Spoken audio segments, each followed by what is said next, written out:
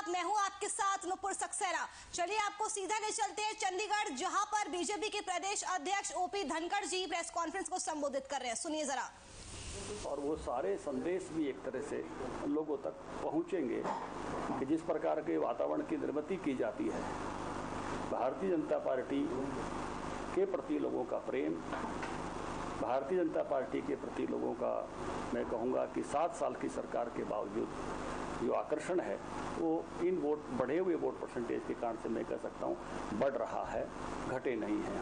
हम जहाँ थे उससे आगे जा रहे हैं।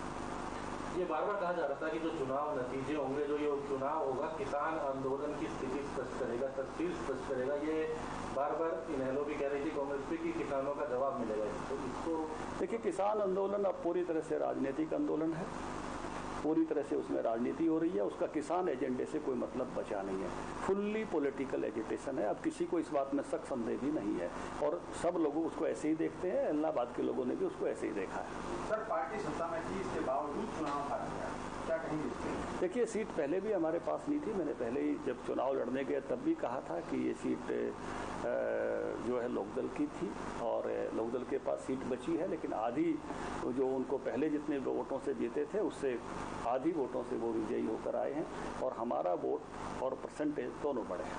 सर, अभय चौटाला ने कहा है मैं इलेक्शन जीत गया हूँ, लेकिन सरकार अभी नहीं मानती है किसानों की बातों में, फिर इस्तीफा आने की जरूरत ही क्या थी? जिससे लोग उनको यही कह रहे थे। इलाहाबाद की जनता उनको बार बार एक ही सवाल कर रही थी कि आप एक वचन पर चले थे, बार बार उस वचन पर टिके रहना चाहिए था। उनको इतना अपने लिए मोह क्यों उत्पन्न हो गया विधानसभा आने का? लोग ये भी कह रहे थे कि उनको मोह था तो अपने परिवार में से किसी को ले आते, कम से कम जो अपने शब्दों को बचाते, जो उन्होंने मीडिया के सामने कहे थे, इस्तीफे में लिख कर दिए थे। अपने शब्दों की रक्षा करते, उन्होंने अपने ही शब्दों की रक्षा नहीं की। ठीक है, वहाँ पे गए, मोदी जी वहाँ पे गए, क्या लगता है कि उनका कोई प्रभाव इस चुनाव पर नहीं? देखिए, निश्चित रूप से आप सबको इसका एक आकलन करना चाहिए। मीडिया भी नाना प्रकार से इसका आकलन करेगा और उसमें मैं सबसे जो इसको बात मानता हूँ, खेदपूर्ण बात मानता हूँ कि जिस प्रकार से भारतीय जनता पार्टी को चुनाव प्रचार करने में जिस प्रकार से रोका गया, जगह अड़ंगे लगाए गए, सभा के सामने लोग माइक लेकर खड़े हुए, वो दृश्य भी आपने दिखाया होगा जिस दिन मैं नॉमिनेशन कराने के लिए गया था। उन सब चैलेंजेस के बावजूद भारतीय जनता पार्टी सत्तारूढ़ होते हुए बीजेपी जेजेपी बहुत संयम के साथ हमने चुनाव लड़ते हुए यहाँ तक पहुँचे हैं। सर, लगातार जिस तरह से किसान जो प्रदर्शन कर रहे थे, प्रोटेस्ट कर रहे थे, लगातार आपको रैली नहीं करने दे रहे थे और आपने एक ऐसे घर में जाकर जहाँ चुनाव प्रचार किया, क्या आपको लगता है कि ये सब किसान आंदोलन नहीं है, सिर्फ दिखावा है या पीछे से राजनीति? देखिए, बहुत सारे आप लोगों के में भी बहुत छुपा नहीं है।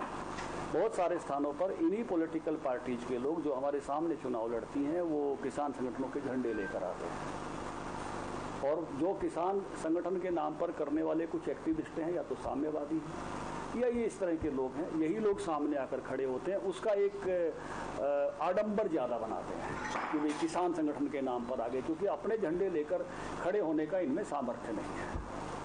लगातार ये कहा गया कि एससी और बीसी वोटों को लेकर बीजेपी ने राजनीति की, क्या लगता है कि अब जाट वोट भी बीजेपी को है? हमारे तो चुनाव प्रचार में भी सबसे पहले मैं गया था, चौधरी रणजीत सिंह थे, चौधरी अजय सिंह थे, दिग्विजय थे, दुष्यंत चौटाला थे। हम तो सबके सब लोग, क्या कहोगे आप, सुभाष बराड़ा को हमने इंचार्ज बनाया हुआ था। हम तो सब मिलकर चलते हैं। हमारी तो एक ऐसी टीम है जहाँ इस बात का विचार ही नहीं होता। वोट परसेंट बढ़ाया, आपको बधाई, लेकिन हार का मुख्य कारण क्या है? देखिए, अगर कांग्रेस अपनी इतनी दुर्गति नहीं कराती है, नहीं मैं जरूर करूंगा भाई त्रिकोण, बिल्कुल नहीं, वह जरूर ये बात करूंगा। अगर वो थोड़ा सा और बढ़ती, थोड़ा सा बेशक जमानत ही जब्त करा लेती, लेकिन और थोड़ा सा बढ़ती जो वोट पड़े हैं उसके 6वें हिस्से तक भी जाती तो भी मैं आगे मिलता आपको। तो इस नाते से कांग्रेस कितनी नीचे गई, मतलब बिल्कुल चुनाव उनका उकड़ू ही रह गया। खड़े होने की बात ही नहीं रही जो है।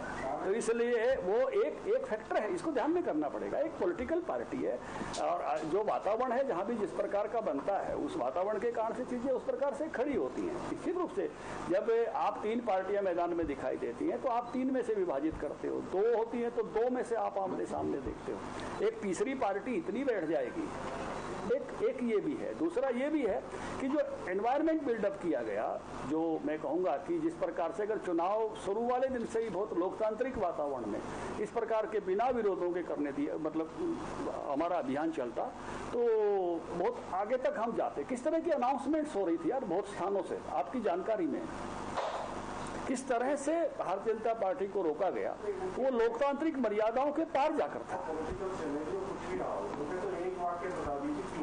नहीं, मैंने बता रहा ना, हम आगे बढ़े हैं, हम जहाँ थे हम उससे आगे बढ़े हैं उस इलाके में और बेहतरी की तरफ गए। गैस का कारण तो नहीं हो सकता, पेट्रोल गैस के रेट बढ़ने का कारण तो नहीं हो सकता।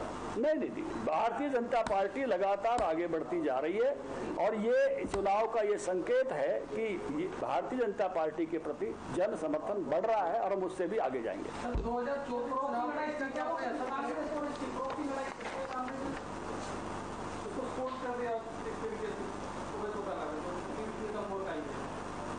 जरा एक बात पूछिए कांग्रेसियों को भी, और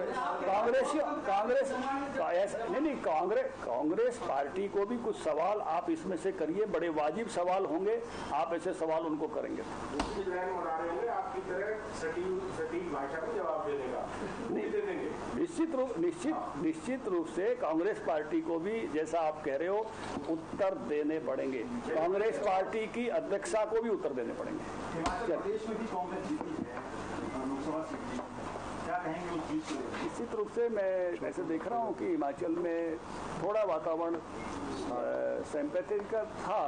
वीरभद्र सिंह जी अभी गए थे, उनकी धर्मपत्नी लड़ रही थी, अर्की उनकी अपनी सीट थी, एक उस तरह से उसका एक वातावरण का प्रभाव पड़ा है और उस प्रकार के परिणाम हिमाचल में आए हैं।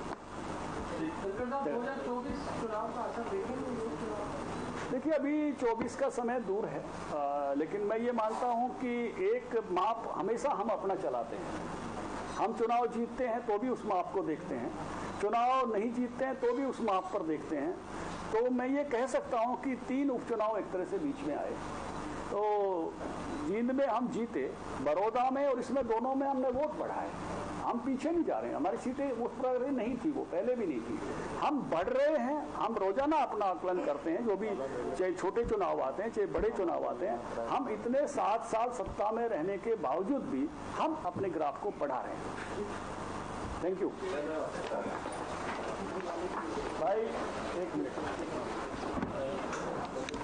ये संयोग ऐसा है कि दिवाली के पवित्र मौके पर आज आप सबसे मिलना हो रहा है, तो मैं आप सबको दीपावली के पावन पर्व की आपको शुभकामनाएं देता हूं।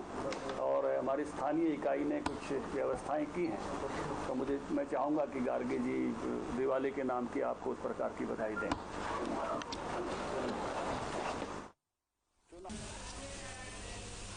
तो ये आप सुन रहे थे हरियाणा बीजेपी के प्रदेश अध्यक्ष ओपी धनखड़ को।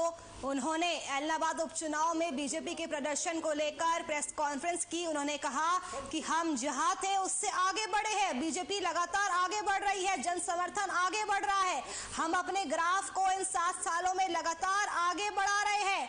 उन्होंने ये भी कहा कि हमने संयम के साथ चुनाव लड़ा और तभी यहां तक पहुंचे हैं। तो वही किसान आंदोलन को लेकर ओपी धनखड़ ने कहा कि कई पार्टियां किसान झंडे लेकर खड़ी रही और हमें प्रचार करने से रोका गया।